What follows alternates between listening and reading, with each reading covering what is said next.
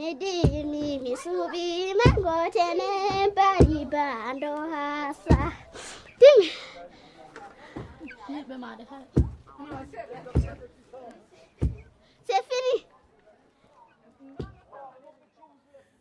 idea that music and language share a common origin is by no means a new one. We find it in the writings of 17th and 18th century thinkers such as Vico and Rousseau. Darwin was also a proponent of the idea that language developed out of some form of proto-music, which, to an extent echoing the Romantic thinkers, he seems to have seen music as some sort of universal language. And this association between music and language goes back in myths and stories all the way back to antiquity. At a cultural and behavioral level, music and language are deeply intertwined, and the further back in time we go in our cultural history, and the closer this association seems to become. All the most ancient works of literature found across the world, the Epic of Gilgamesh, the Shijing, the Rig Veda, and even later the Tao Te Ching, the Iliad, and the Odyssey, are all, without fail, written in the form of poetry, not prose. The opening invocation of the Iliad begins with the following words: Rage. Sing, O Muse, of Achilles' rage, murderous and doomed, that cost the Greeks pain beyond counting, cast countless souls of heroes into Hades dark, and left their bodies rotting as feasts for dogs and birds. And the will of Zeus was done. Right at the start we find the word sing, not tell or speak, but sing. In fact, the specific word used has a double meaning, to sing and to celebrate, and the two were intertwined. In its entry on music, the Dictionary of Gnosis and Western Esotericism, which is in itself an incredible scholarly work on the history of esoteric and mystic traditions in the West, makes the same point when talking about the use of hymns to accompany religious festivals in ancient Greece. It says, "For most modern readers, these hymns are texts. That is how they have been preserved and how they are published. They are, therefore, sometimes studied as if they were prayers, but this most certainly they were not.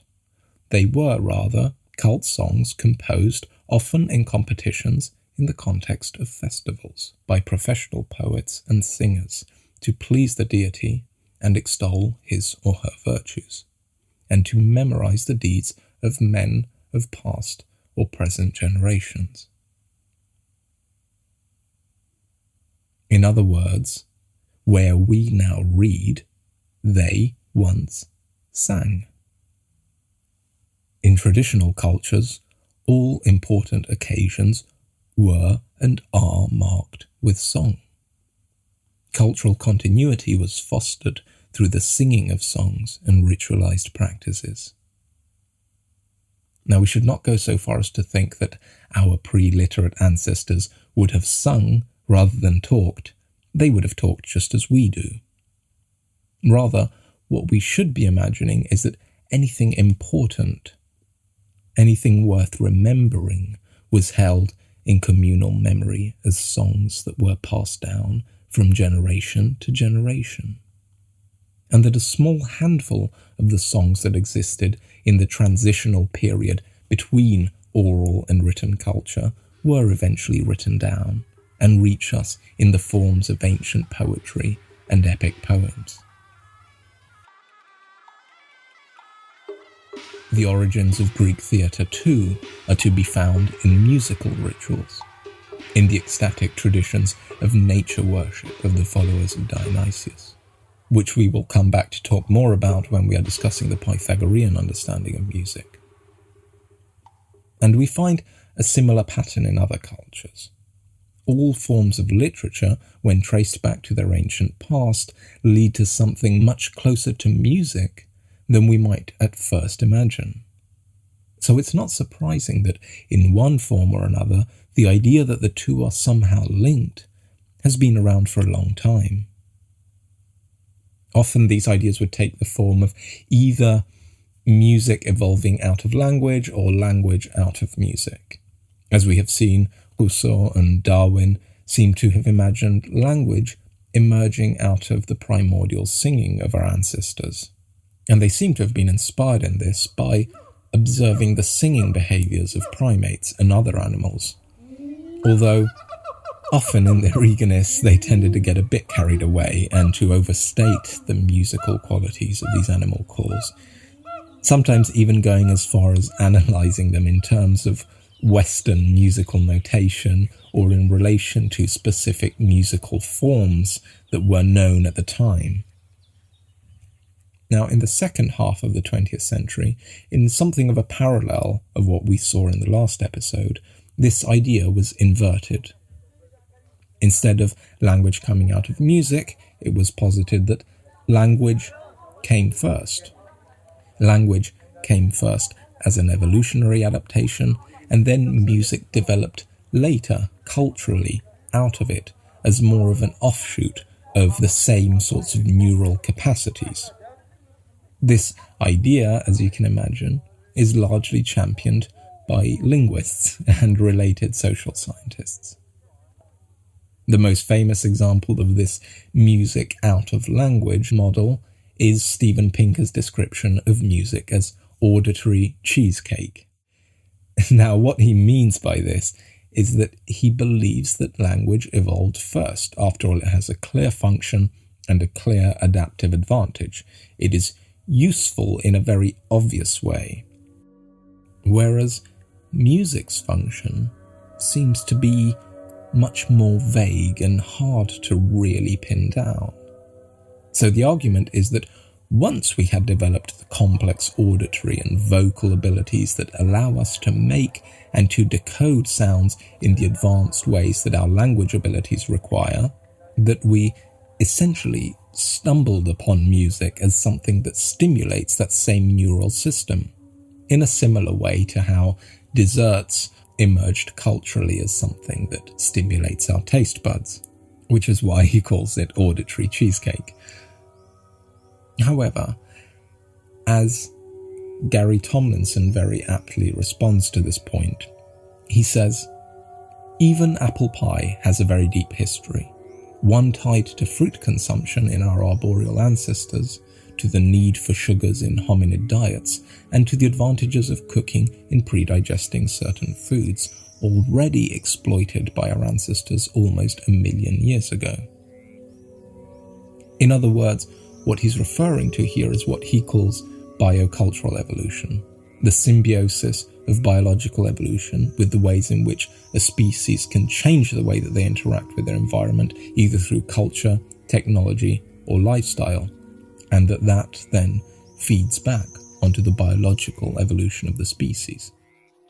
For example, the invention of cooking, which was a cultural discovery, but which changed what early humans could eat, and by broadening their diets, it impacted the biological evolution of those species.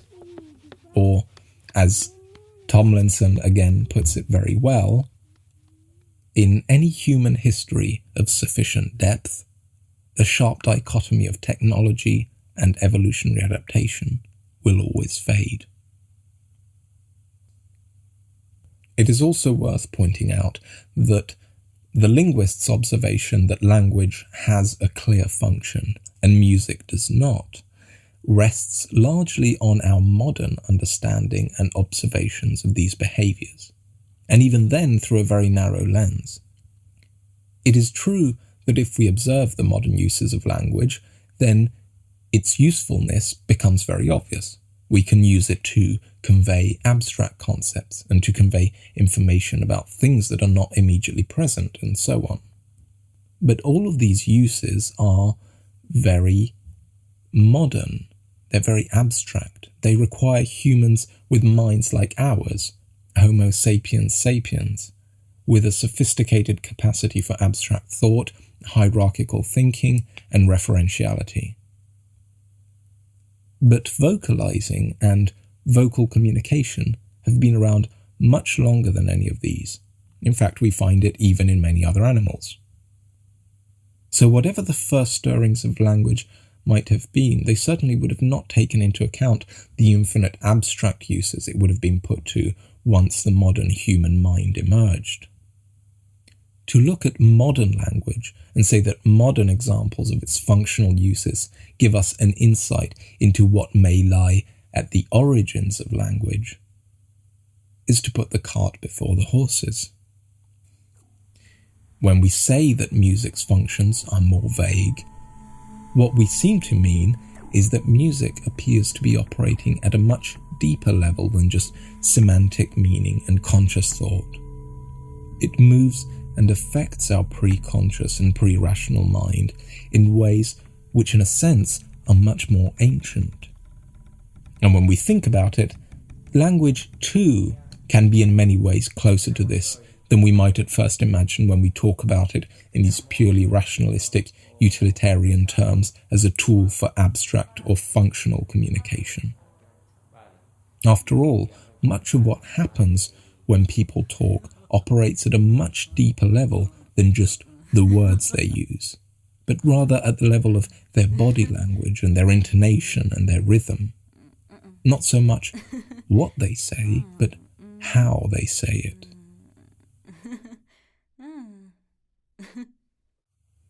Now, the term Musilanguage was coined sometime in the 1990s by neuroscientist Stephen Brown to describe the idea that music and language co-developed, at least in part, out of a common behavioral ancestor, or out of a common set of traits that had elements of both, but that were neither fully what we might recognize as music or language. The value of the Musilanguage model lies in the fact that it does not try to claim that music came first or language came first. After all, if we go far enough back in time, say 500,000 years ago, the behaviors that we would observe would be different to both music and language as we know them now. All we can really say with confidence is that we see some very deep underlying connections, especially in terms of the sounds and the gestures which are associated with speaking on the one hand and music and dance on the other. A good way to think about it is that we wouldn't, for example, say that French developed out of Italian or Italian out of French, but rather that they share a common root in something different, Latin. And this common Latin root does not account for everything in these languages. There are myriad other factors that contributed to how these languages are spoken now, but in that root we can find deep connections between the two languages that account for common elements that are found in both and that precede both. This, I think, is a good way of thinking about the idea of a Musilanguage stage in the evolution of human behaviors. So this idea, this model, allows us to recontextualize many of the ideas on the common threads that run through music and language, and that is really where its value lies. Many of the specifics of the Musilanguage hypothesis that Stephen Brown put forward have been disputed, and sometimes quite successfully. But it's in the broader strokes of his idea, in providing this idea of a Musilanguage phase, of an ancient set of common behavioral traits, which still play a fundamental role in music and language today. It's in this that Brown's work provides a framework in which we can talk about many ideas about music and language, both ancient and modern, in an expanded sense. And in fact, much of what we're looking at today goes well beyond the scope of Brown's original work. Now we're going to take a minute here to define a couple of terms which we're going to be relying on quite heavily throughout. Now these are sound as referent and sound as expression. In some ways, this is similar to what we were saying earlier about what you say and how you say it. They're also somewhat analogous to the classical categories in aesthetics of content and form. Content is referent and form is expression. However, it's more helpful to use the terms referent and expression because they're a bit more precise. Words don't contain things, it's not content, it's not contained within the word. Words point to the things they mean, they refer to them. Now, a good way to think of the distinction between referent on the one hand and expression on the other is to think of the word laughter. Now, if you're listening to this, then I'm guessing you're familiar with English, and so you know what the word laughter means. You know what it's pointing to. Now, this is the referent. On the other hand, when you actually hear laughter itself, you have a very different reaction. Laughter itself doesn't point to laughter.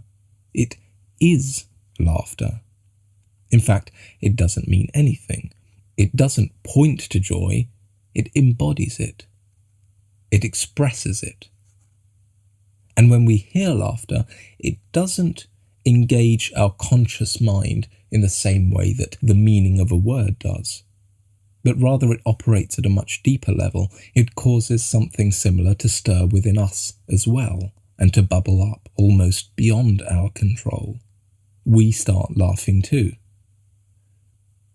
And we encounter sound as expression every day in the gasps of surprise, and the hmms of uncertainty, in exclamations of joy, in cries of pain, and even in spoken language.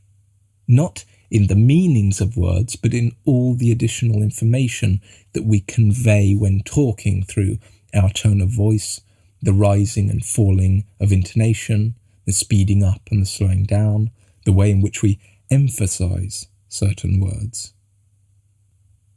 But between the two, it's most definitely music that seems to fall squarely on the side of expression, precisely because of its lack of strongly defined referential meanings. In fact, it's a lot like laughter. Just like laughter, music cannot convey any specific meaning. Both are, in a way, sounds that are nonsense, but nonsense of a most profound kind. This conception of music as a sort of expression free of referent will come back into play when we talk about the Platonic conception of music as pure form, as form without content.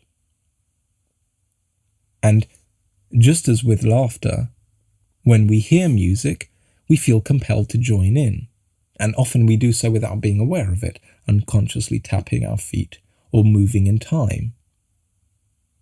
Now, just as a side note, this idea of expression is related to something known as centric modulation, which is just a good concept to have in the background of your mind while we're talking about these things.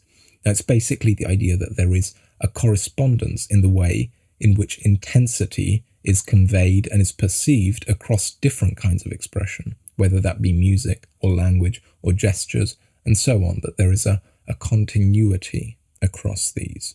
Think of things such as fast speech and fast music, fast movements, or large amplitude sounds and broad gestures, or higher pitch and brighter tone in sounds, as well as high positioning in gestures and movements.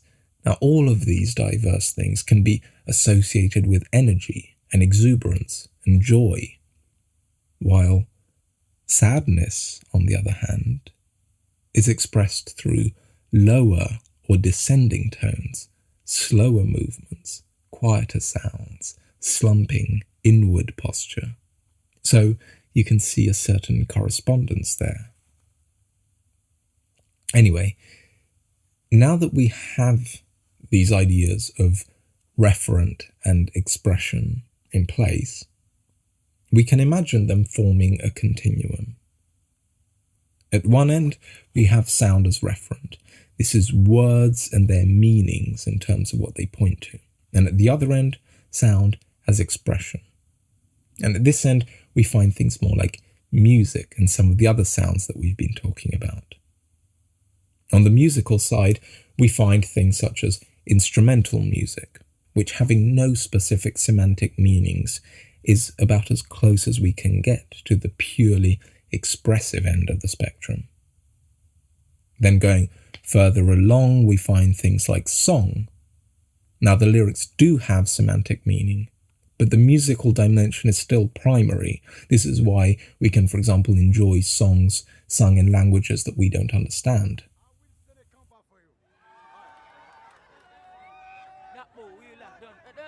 Now, in the middle of this continuum, language and music intermingle. We find poetry and poetic discourse. As we said, these are the forms that many storytelling traditions take. Before the invention of writing, literature, which is now so deeply associated with writing, would have been entirely oral, passed down from generation to generation, transformed and reshaped by each retelling. It was closely tied to song and music, dance, ritual, and improvisation. Memorizing these stories was made easier by setting them in some form of rhythmical, song-like structure. We know from personal experience that we can memorize the lyrics to a song quite easily and repeat them word for word, whereas we find memorizing a block of text much harder. For many centuries before they were ever written down, the epic poems of ancient Greece, the Iliad and the Odyssey, and many others which are now lost, were sung by wandering storytellers known as rhapsodes, related to the modern musical term rhapsody.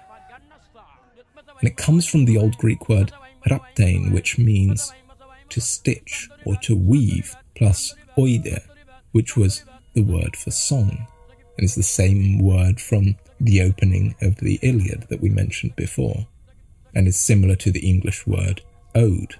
So, rhapsode literally meant weaver of songs. Now, these rhapsodes would have been men of prodigious memory who memorized huge chunks of stories they would hear from other storytellers, sometimes thousands of verses long, and they wove them together on the spot in daring feats of poetic expression. By means of rhymes and rhythms and symmetries, they would have told their stories, improvising and embellishing, adding elements, shortening others, interacting with the energy that they were getting back from their audiences, creating and recreating each time. If you want to understand the kind of energy that we're talking about, imagine a modern rap artist improvising freestyle for an audience, feeding off of their energy and weaving known references that the audience will recognize into blistering rapid-fire bars. But imagine also that these great stories would have taken hours to recount, going well into the night, without breaking flow and animated by the flickering light of a fire.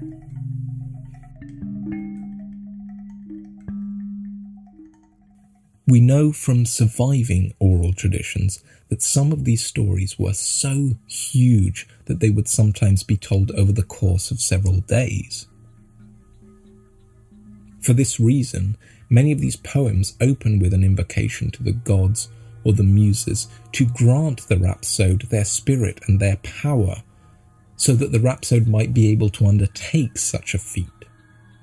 Now, the muses, the patron goddesses of the arts, were, in the Greek tradition, the daughters of memory.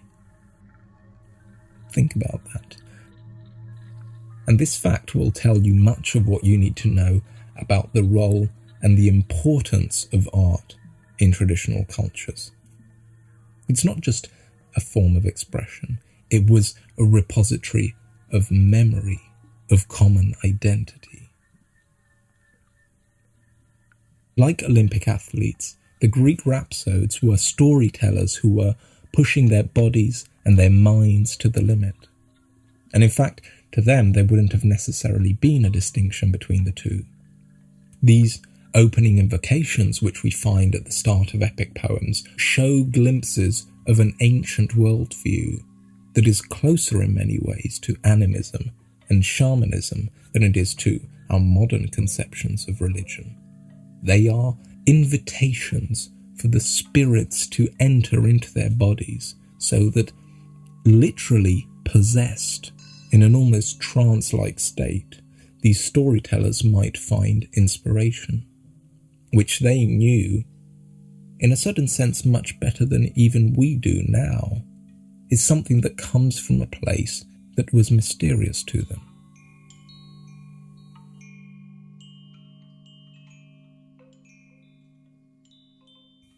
And now getting back to our continuum, if we continue on from poetic forms and keep going towards the language side, we find things such as heightened speech.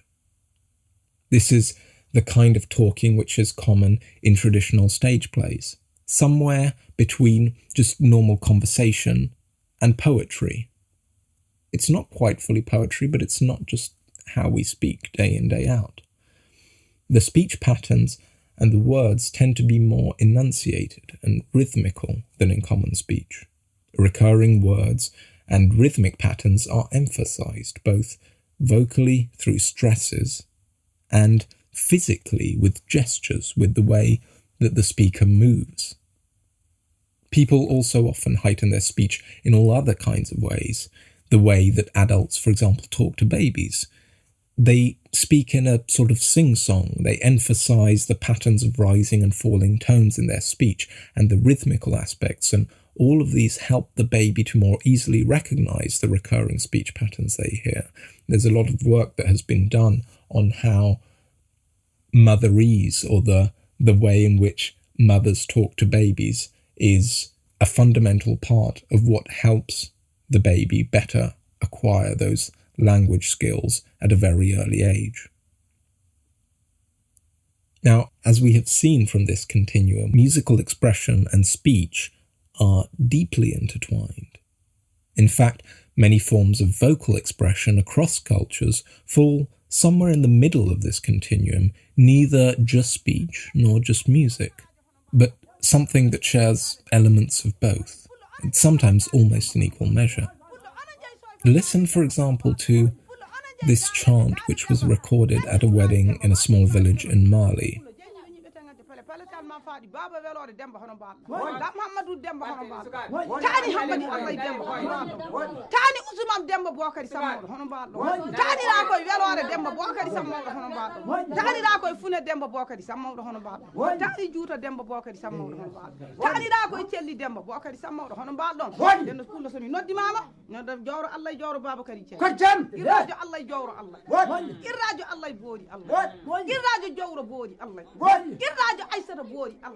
Pulla sewa boori Allah pulla barahima boori Allah irrajo almami boori Allah jowro pulla barahima boori Allah jowro pulla seeku boori Allah jowro pulla samba boori Allah jowro dañi barke pulla amadu boori. Most Western listeners probably wouldn't recognize it as music. On the other hand, it definitely has a lot more musical qualities than just our day-to-day conversations do. You can definitely hear the rhythmic interplay going on here. To define it as either one or the other would, in a sense, be limiting. Now, all of these things that we've been talking about so far point to an idea that, in a sense, really turns the way that we often think about language on its head. Now, the way that most people likely think of the origins of language, if they stop to think about where language comes from in our ancient past, is what we might call the point and grunt model, which is, in a sense, the idea that people began talking by naming things. At first with rudimentary grunts and by pointing to indicate the object, and then over time these simple atomized words would have been strung together in sequences to form phrases and sentences. We can think of this, in a sense, as a concept first or naming first model. What we mean by this is that, in a sense, it starts from the idea of naming something. It starts with someone choosing that they are going to use a mouth noise to name a certain thing in front of them, which also means that they have a certain idea of something as a thing, and that they have the idea of naming this thing, in a certain sense of naming the idea that they have in their heads. with all of the abstraction and the referentiality and the hierarchical thinking that such a thought pattern entails. And it would also require all the others around this person to understand their intention and the whole concept of naming and of associating mouth noises with things. And all of this would have to be done, though, without language. In a sense, we could say that if they had the ability to do such things, they would already have language, or at the very least, linguistic thinking. In a sense, again, we're putting the cart before the horses. And we likely imagine language or naming emerging out of the mind in this way as a conscious intention, in the same way that we often think of our actions in general as emerging out of our mind. First comes the thought, and then the action as a conscious decision. But to a large extent, this is really a fiction we tell ourselves. In our personal lives and in our evolutionary past, when we start to really dig deep, we find that it is the mind which emerges out of our actions and our interactions with the world. Singing does not so much emerge out of the mind as the mind emerges out of singing. We talk about things like music and talking as if they are the expression of a conscious mind, that consciousness, in a sense, precedes them. The intention to name or to sing comes first. But humans were doing these and many other things, at least in some rudimentary form, for much longer than the modern mind has been around, than Homo sapiens sapiens has been around. In a sense, the modern self-conscious mind can much more simply be seen as the result of hundreds of thousands of years of humans chattering away and musicking and making tools and interacting and collaborating and negotiating their environment in ever more complex ways. The two go hand in hand. The increasing complexity in human lives reinforcing cognitive complexity, which in turn then allows those behaviors to become even more refined and more complex, and so on. So we can try looking at the problem of language from the other end. We might call this the sound-first model. In other words, the idea that first came vocalizations, the chatter of our early primate ancestors, not unlike the spontaneous chatter and howls of modern primates, which we discussed in the last episode. Over time, as human cognitive faculties developed, these spontaneous vocalizations would have become more deliberate and controlled. They would have become more precise and more repetitious and formulaic until certain recognizable and repeatable formulas would become associated with given activities or experiences.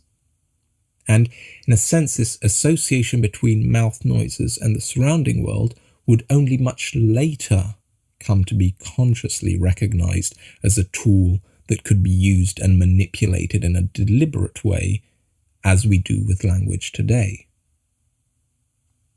Observing babies as they learn to talk also further dispels the notion of the old point and grunt model. Before they learn to talk, babies don't express themselves in short, atomized monosyllables like grunts. Rather, they produce involuntary and uncontrolled, but very complex and long strings of sound. They babble.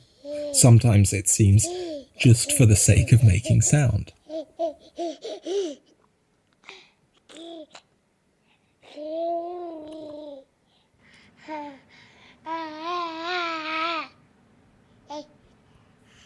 In fact, in a sense, and I know that this point of view will resonate with many parents, it's not so much as if the baby needs to learn to talk, but more that they need to learn how to stop talking. In order to learn how to speak, they need to learn how to control the vocal tract and produce sounds in a more deliberate and refined manner. In a sense, babies talk from when they're born, or better, they chatter, and the repertoire of sounds that they use, from gurgles to squeals and everything in between, is much richer and more complex than the patterns of adult speech.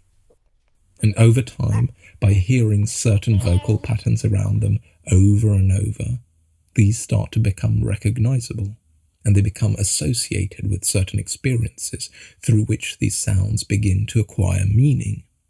And the baby, through its natural inclination for imitation, gradually starts to repeat the sounds that it hears until proto-words emerge within the babble. In fact, it's not surprising that among the first words that babies learn are things such as mama, which is a simple, repeated syllable, and it's an easier pattern for the baby to start to recognize from the stream of speech that it hears almost continuously. And in fact, often the baby will initially just learn precisely that, to repeat the syllable ma over and over again, ma, ma, ma, ma, ma, ma, ma. And then, eventually, as they gain more control over their vocal tract, they will learn to stop and to refine it into the word mama, which starts and stops and has a certain arc to it. Before that, even as they learn to say it, it's just embedded in a continuous string of spontaneous sound. And this kind of pattern of learning is mirrored across the whole process by which the baby acquires language. Babies start from an incredibly complex substrate of unconscious vocalizations, and gradually the babble becomes more refined and controlled until it is pared down to a very large, but nonetheless very formulaic repertoire of recognizable, repeatable, and discrete vocalizations. And we say that they are learning to speak. Now, these observations of the behaviors of babies obviously can't tell us specifically how vocalizations of speech and songs would originally have developed in early humans before they ever existed. But it can provide a model for pre-conscious vocalization. It can show us the way in which vocalization emerges spontaneously, before conscious intention is there. When a baby wants something, it doesn't point and grunt. It doesn't start from an idea or by trying to name the object that it wants. Rather, it stretches out towards that thing with its arms and makes mouth noises. And the baby is neither pointing with its hands or with its mouth. Neither the sound nor the gesture is referent. These are sounds and gestures as pure expression. So the vocalizations are pure nonsense, but we understand, at least to a certain extent, what the baby's expressing, because we are co-present with the baby in the moment. And the moment provides context. We can see, for example, what it is that the baby is stretching towards. And it makes sense to imagine that ancient hominin vocalization would have been of a similar kind. We might say expressive nonsense, which is mediated by co-presence, by inhabiting the same moment. A rudimentary form of meaning would have been supplied simply by the context of that specific point in time and space. Just enough meaning to perform the collaborative tasks necessary to their survival and to mediate social interactions. This was not, however, communication that allowed to talk about anything that might be going on elsewhere or at another time. Everything was negotiated in the moment. Now, we heard the vocalizations of primates in the last episode, and we saw that they spontaneously vocalize in all kinds of situations, even during leisure time or while grooming, when they're not really communicating anything specific in the sense of, for example, the presence of an abundant food source. But they're still constantly chattering away in a continuous, subconscious back and forth of sounds and mimicry and imitation. Almost like a conversation without any words. And it is in these behaviors, I believe, that we really find the origins of talking. In sound, not ideas. Long before any kind of semantic, linguistic meaning came onto the scene, many of the expressive elements of talking and music were an already flourishing aspect of co-present, in the moment hominin communication. Just this back and forth of sounds and gestures. Even today, the main reason we talk is most often just to talk, because we enjoy the experience of it and the sociality of it. What are most great friendships, really? They're just two people talking for years. Not for some functional reason, not because they need to communicate or acquire a specific piece of information or anything like that in the way that you might do when you're talking to someone at work, but simply because they enjoy the talking together. And the conversations meander and splinter off into 1,000 different directions, ending up in places that neither could have predicted, all the while subconsciously matching each other's body language and imitating each other's patterns of speech and natural rhythms, and sharing in the experience of co-presence, of connecting in the moment. As Bruce Richmond puts it in a paper on this very subject, he says, "Why do people stay with each other? What keeps them involved in relationships with each other? In a certain sense, one of the main ties that bind people to each other is just talking. Just the talking and dialogue and vocalizing by itself." And what Richmond argues is that if we want to understand the origins of language, we need to look precisely at those kinds of dynamics which we now consider musical. The way, for example, that the repetition of a phrase throughout a piece of music makes it stand out, and this phrase then becomes recognizable as a theme, even if we've never heard the piece before. The way the interactions of intonation and rhythm set up our expectation of what is coming up next, and then how these expectations are either fulfilled or denied, further informing how we anticipate and pass the musical information.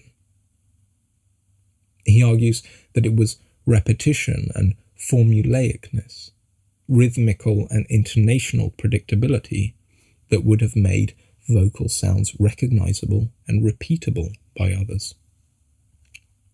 Our ancient hominin ancestors would have had to interact cooperatively in almost every task they undertook, from obtaining and preparing food to caring for the young or making tools, and even just sitting around the fire, we can imagine countless instances of unconscious vocal mimicry taking place, just this instinct to imitate one another. We have talked already about the natural instinct that we see in babies for imitation, and we know that children will often repeat almost anything they hear, whether that be on TV or from overhearing an adult, but we often don't stop to think that we too, as adults, do very much the same. Much of what we say and do is simply repeating what we have consciously or more often unconsciously observed in others, and then we imagine that these are our behaviours. Again, this undermines a little bit the idea that we tell ourselves that we are the conscious authors of our actions. Most often, our pre-conscious expressions and actions align with many of our conscious thoughts, and yet there are constantly examples in our everyday life where our subconscious or pre-conscious expressions that just sort of emerge out of us don't match up with our conscious thoughts. Imagine, for example, that you have just walked into a store and music is playing through the in-house speakers. Now, it so happens that the song that is playing in that moment is one that you know you don't like, that you've said many times that you don't like this song, that you hear it everywhere. You may even feel slightly annoyed that you're being subjected to it. At least this is what you're consciously telling yourself. However, A few minutes later, you're walking down the street, thinking about something else, and then suddenly you realize that you're absent-mindedly humming that very same song to yourself. And you frustratedly think to yourself that now it's stuck in your head, and you feel that your mind has been somehow hijacked. And this is something that I think most of us have experienced at some point in our lives. But to say that your mind has been hijacked is really not quite what's going on, really, is it? All that you're doing is you're just repeating what you just heard, which is one of the most natural human behaviours, and that accounts for many more of our behaviours than we would like to admit ourselves. In fact, it's what we're doing most of the time, but we only notice it in cases like this where our subconscious world and our conscious mind don't agree on something. The ways that we express ourselves all the time are just things that bubble up from a pre-conscious place. We often talk and do things without thinking, which is why most people suddenly find that they don't know what to say when you point a camera at them, or for me, when I turn this recorder on, and suddenly everything that I knew that I was going to say and how I was going to say it all just disappears, and suddenly I realize that if I am thinking about it, I have no idea what to say. Now, what happens when we find ourselves singing a song that we think that we don't like is simply that while we may be consciously thinking that we don't like that song, our pre-conscious mind doesn't care what our conscious mind thinks and is happily singing away without a care in the world. So you don't need to imagine creatures endowed with the kind of consciousness or self-consciousness that we see in modern humans to get the processes of language and music going. All you need is small bands of apes with a natural inclination for mimicry, chattering and vocalizing together. As our ancestors' cognition evolved, so too did they gain more deliberate control over their vocal tracts and their gestures. A sort of proto-discourse developed, mediated by the means of mimicry, and also by the accentuation of differences and the resolution of these tensions through gestures and vocalizing. All aspects that are at the heart of modern discourse today, both between individuals and at a societal level, and also aspects that run very deep in music.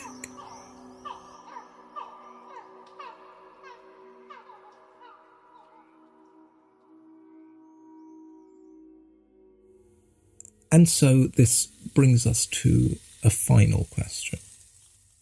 Now, before we end today, I would like to pose the question of what that first ancestral divergence may have been out of Musilanguage. Although the split would never truly be total, music and language remain, as we have seen, very deeply intertwined even today. But what are some of the ancestral differences between the two?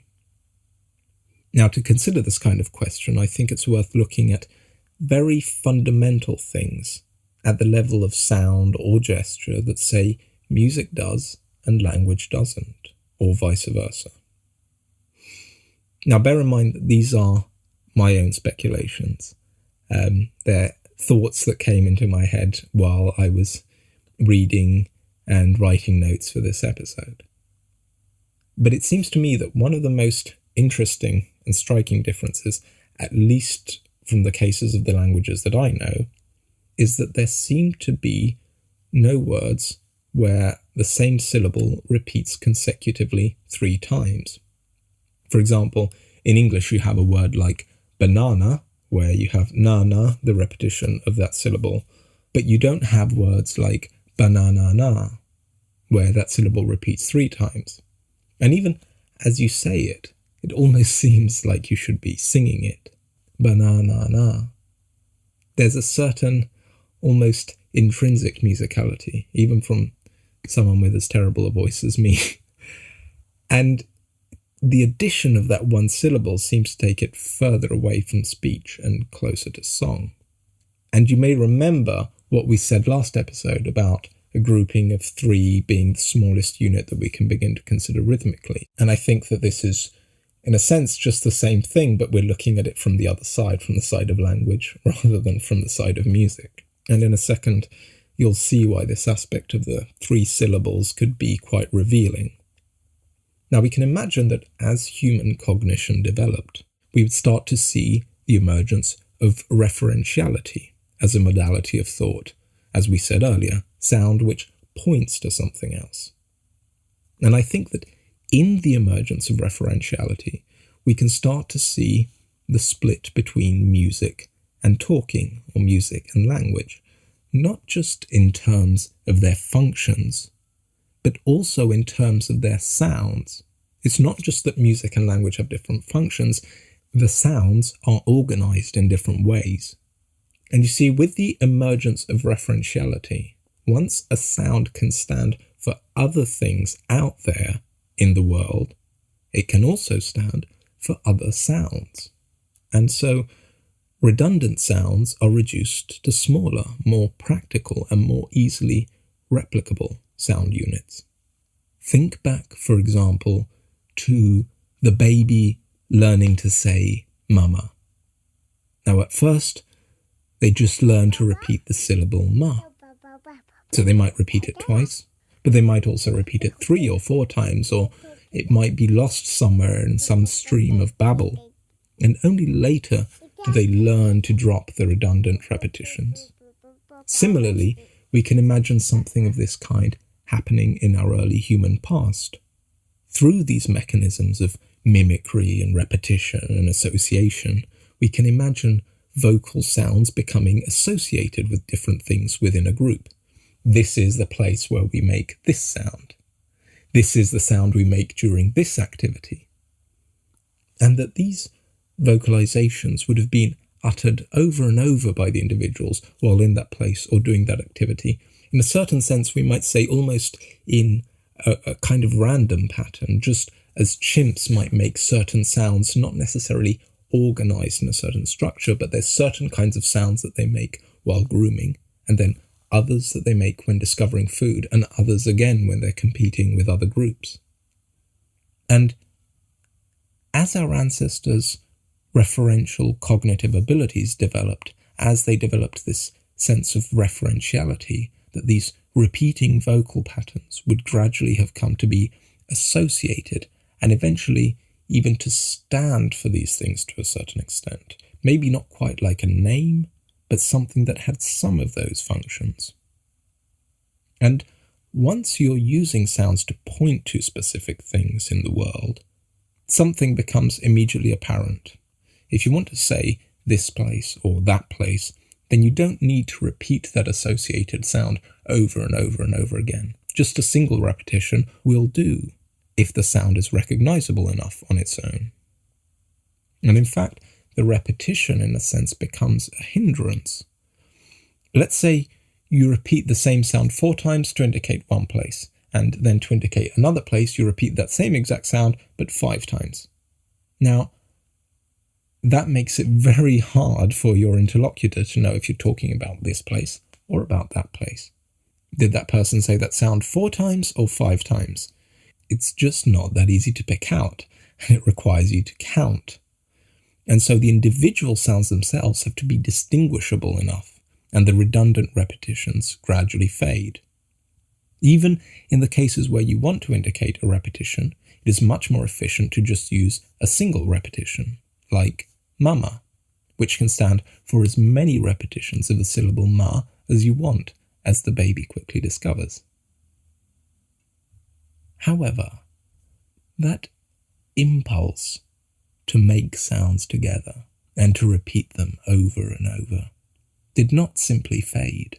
It remained and transformed, and it can still be found today in our enjoyment of music and other forms of sound as expression, where the repetition, far from being redundant, is the main point of the activity. However, do take all of this with a grain of salt, as these were kind of ideas that were popping into my head when researching this stuff. And I'm not a linguist, so I can't say for certain how much this whole thing of the 3 syllables not repeating holds true across all languages. I did try to look up and see if I could find any examples of words with 3 consecutive identical syllables, and the only one that I came across so far is a Japanese word that a friend suggested, nanananuka, which means the 49th day after a person's death. So yeah, a somewhat obscure term. It refers to a Buddhist rite which is celebrated 49 days after a person's death. However, it literally means 7-7 day, and this tells you why it has such an unusually repetitive pattern. It's really a compound word, which is often the case actually with Japanese words, made out of the repetition of the word 7, which is nana. And so you can see that the starting word that you're using is the same syllable said twice. And in fact, you might expect that if you're going to say 7-7 for 49, then it should be na-na-na-na, which would be 4 repetitions of the syllable na. However, in this word, na-na-na-nuka, you can see that it's rendered as na-na-na-no, probably because they're trying to avoid repeating the same syllable 4 times. So instead of na-na-na-na, you get na-na-na-no. And my feeling is that you would probably also find other examples like this in other languages too, other words where you have a syllable repeating maybe 3 times, possibly even more.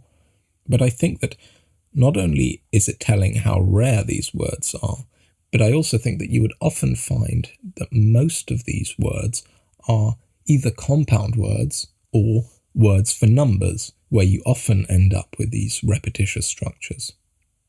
Also, there may be examples of liminal cases, which I think would be the most interesting, from cultures where music maybe is not seen as a distinct entity in the way in which we see it in the West, and it may be much more closely intermingled with language, resulting in a much larger grey area. But one very telling thing that I did come across when looking some of this stuff up is that the only other examples of maybe not so much words but expressions that I could find where you have 3 or more repeating syllables are in essence all expressions that mean nonsense, which is the opposite of a word. For example, the expression blah blah blah, which we use to mean that something either doesn't make sense or is unimportant. Or the way that, for example, the Greeks would say that the barbarians, in other words, anyone who wasn't Greek, were people who just spoke saying bar, bar, bar, bar, bar. And this is, as you can imagine, where they got the word barbarian from. But in essence, what is interesting is that these expressions of repeating sounds are all things that literally say these are not words about themselves, which I think is quite telling. Anyway, as I said, these are my own speculations, although thinking about these things has made me wonder whether there is maybe a body of research on this incredibly niche part of linguistics, or whether it's maybe an area that just hasn't been investigated yet so far. And if so, it would potentially be an area of collaboration between people on the edges of music studies and people on the edges of language studies. After all, any deep history of either music or language is not complete without a discussion of the other. This approach expands our understanding of music and of language, and in both cases, it takes us back to what was there at the beginning. It takes us back to the sounds. Now, many of those who study language often tend to look at language in a narrow sense, usually as lexicon, the meaning of words, and as syntax, how these words are tied together. This is language as the grammarians look at it, treating it as a rational and functional instrument. This abstraction of language from the everyday messy reality of talking is so strong that, ironically, phonetics has historically played a smaller role in the study of language origins than it has in the study of music origins. In fact, within the field of linguistics, the study of phonetics usually gets the shorter end of the stick. But in many ways, it is the study of what lies at the base of it all. Talking is a sound-based activity, and it's a gestural activity, and it's a social activity. It's about sounds, it's about movement, it's about people. And when you have these three things, it all just bubbles up, inevitably. And when thinking about its origins, language is much better thought of in this way. Grammar and lexicon, these things are not the basis of language. Even language itself is not really the basis. Long before language, there was just talking. And something similar is true when it comes to music theory vis-à-vis the ancestral practice of music. If a child expresses interest in music, they are shown music theory, and they learn that this is what music is. Now, studying music theory is, of course, a fine pursuit. I myself spent many years studying it, and we will be looking at quite a lot of music theory in later episodes. But we should also be careful that as we focus on these things, that they do not obscure other things from our view. And I think that's probably quite a good point to stop today. After all, I had said I was going to keep it shorter, and obviously I lied there, so yeah. And as usual, you can find links to all the things that we've been talking about today in the description below, and I'll see you next time.